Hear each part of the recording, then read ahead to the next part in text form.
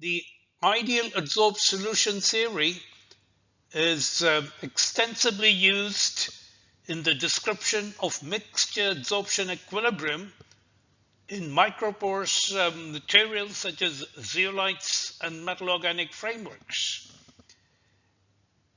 It is important to realize that the applicability of the IAST relies on a set of key tenets.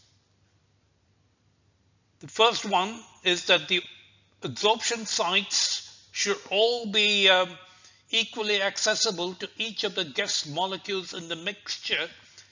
This implies a homogeneous distribution of guest adsorbates within the pore landscape of the microporous material. There should be no segregation or congregation or preferential siting of any of the guest molecules within the pore structure. And molecular clustering should not occur, implying that there is no change in specific surface area of each molecule on mixture adsorption, and that the surface area occupied by each guest remains the same, whether it's a pure component or a component in the mixture. Now, there are many instances in which one or more of these tenets are violated, and I describe each of these violations in several publications of mine. I list here the three most important ones. I've also prepared YouTube presentations on the departures from the IAST and the failure of the IAST. These can be viewed on my YouTube channel. My objective today is to discuss the modeling of non-idealities within the adsorb phase when one or more of these tenets is violated. Take the example of mixtures of carbon dioxide and propane adsorption in LTA4A zeolite. LTA4A zeolite consists of cages of approximately 11 angstrom in diameter.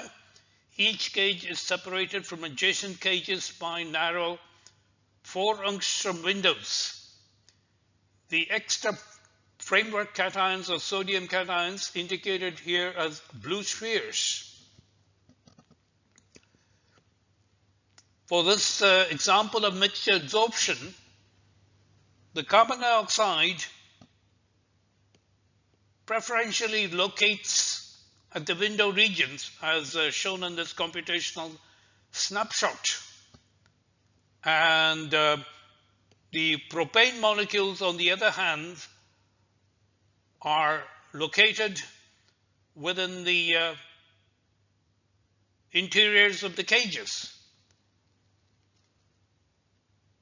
Therefore, a CO2 molecule that is firmly ensconced at the window side does not have to face stiff competition with the propane molecules that are located within the cage interiors.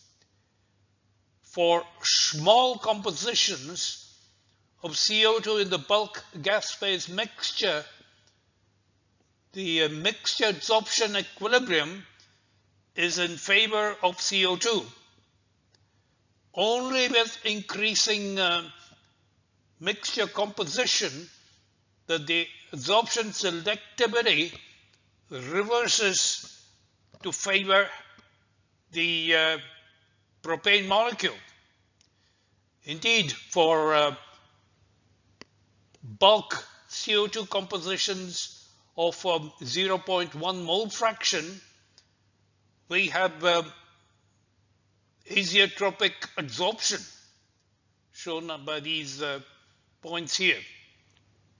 So this is an example of thermodynamic non-idealities engendered due to non-homogeneous distribution of guest molecules within the pore framework.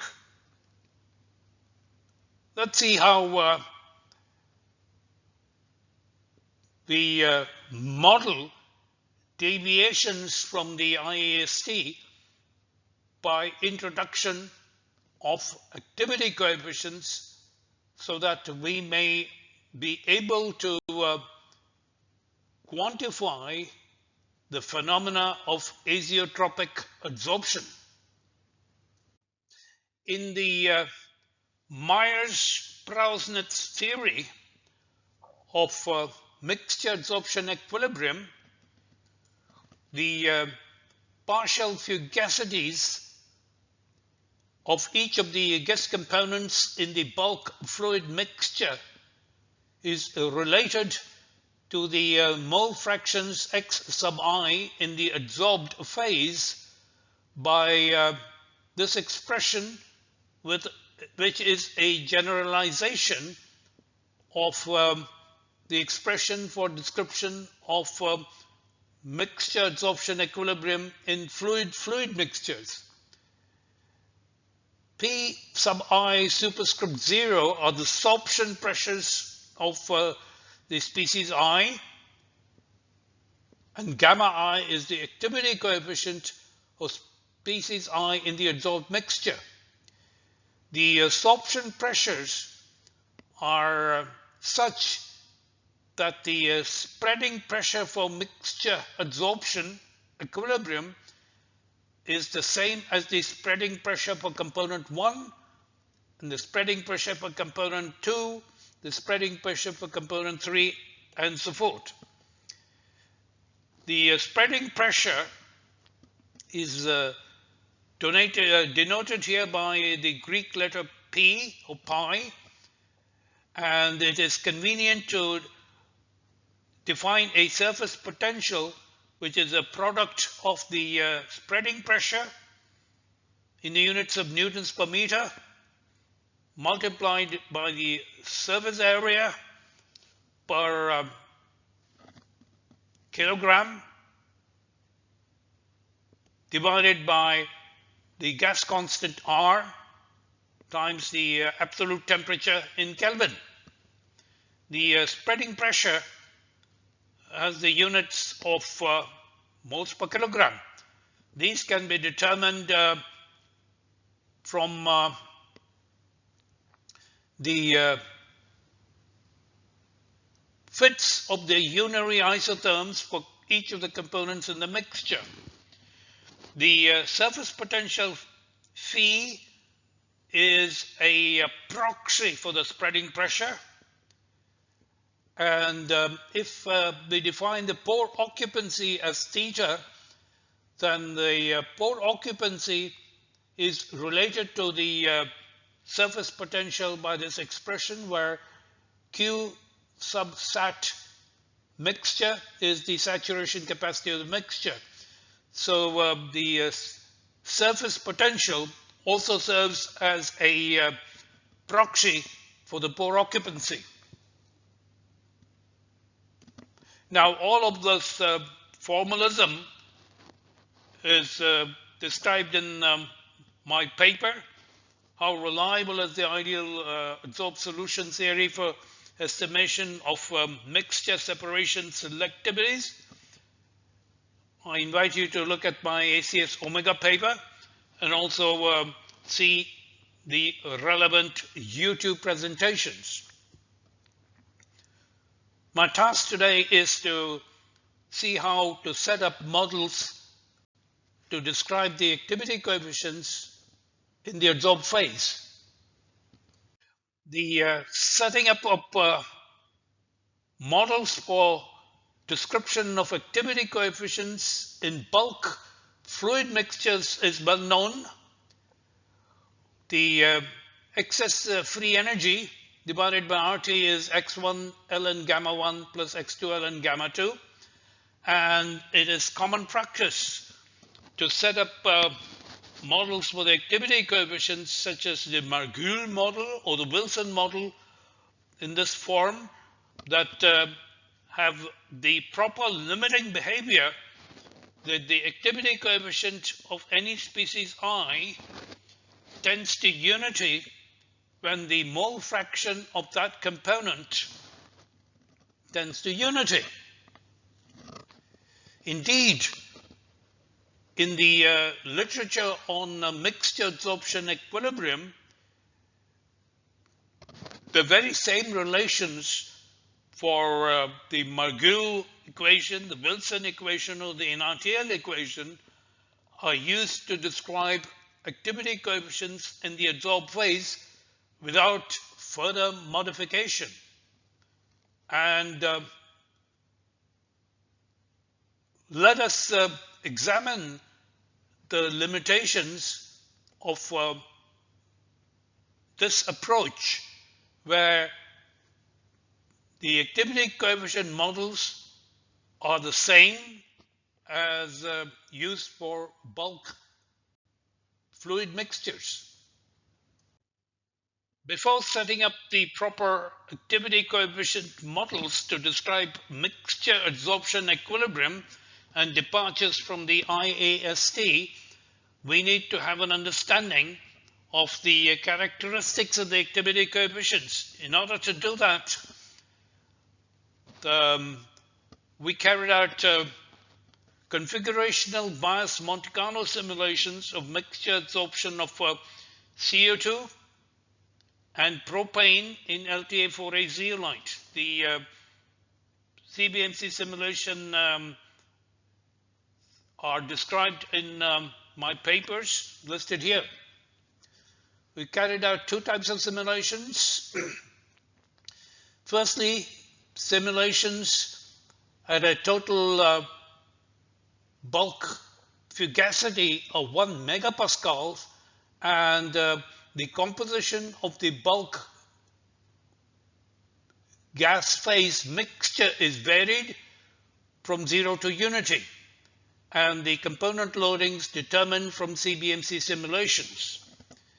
From the CBMC simulated data, we can back calculate the activity coefficients in the adsorbed phase, and these are plotted here, which shows the red circles are for CO2 and the green squares are for propane. These activity coefficients are plotted as mole fraction of CO2 in the adsorbed phase mixture. We see that as the mole fraction of the adsorbed CO2 approaches unity, the activity coefficient also approaches unity. The same is true for propane. As the mole fraction of propane increases to unity, in other words, the CO2 in the bulk phase is practically 0, then the activity coefficient of propane is unity. So we have gamma I tends to unity when xi tends to unity. This is the same as for bulk liquid mixtures.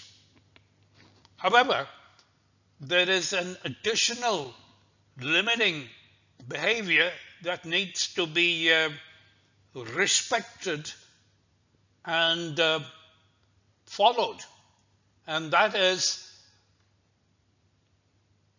shown in this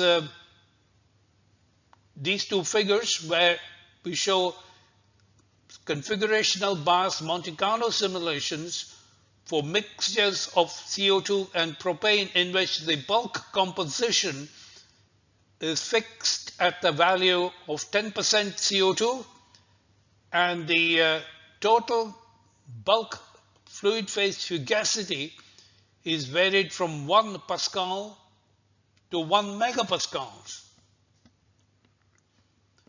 With increasing bulk phase fugacity, the pore occupancy increases progressively, and we see here that the IAST predictions become increasingly poor, especially for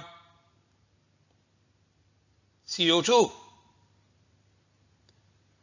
If we back out the activity coefficients in the adsorb phase mixture and plot it as a function of the surface potential, we see that as the surface potential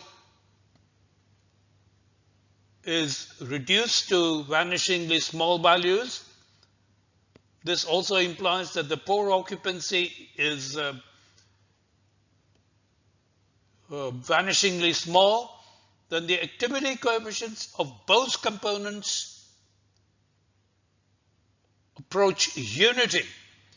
So the activity coefficient models that describe mixture adsorption equilibrium must also respect the limiting case that gamma I tends to unity when the surface potential tends to 0.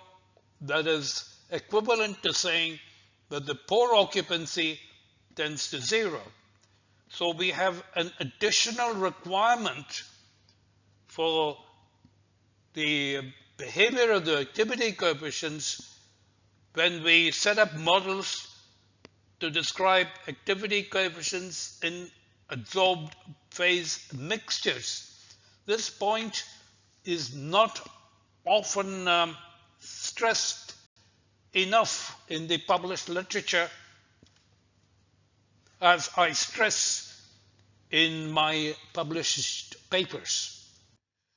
In setting up the activity coefficient models for describing non-idealities in adsorbed phases, we need to have the models respect both these limiting behaviors, that gamma I for each of the components tends to unity when the adsorb phase mole fractions of that component tends to unity. In addition, we must ensure that the models respect the limiting behavior that the gamma I for each of the component guests tends to unity at vanishingly small pore occupancies. That is equivalent to saying that the surface potentials are vanishingly small. So say we use the Margules model, we need to introduce a factor, a correction factor that describes the pore occupancy. The correction factor is 1 minus exponential of minus phi divided by the saturation capacity. We may replace this expression with another expression where we introduce a factor C, and C is to be interpreted as the inverse of the saturation load capacity of the mixture. And we may model activity coefficients in the adsorb phase by using, say, 3 parameters, A12, A21, and C. This approach is described in detail in my 2 papers listed here, both of which are published in ACS Omega. I stress once again that this correction factor is often ignored, and this does not afford the proper limiting characteristics that the activity coefficient models must obey at vanishingly small pore occupancies.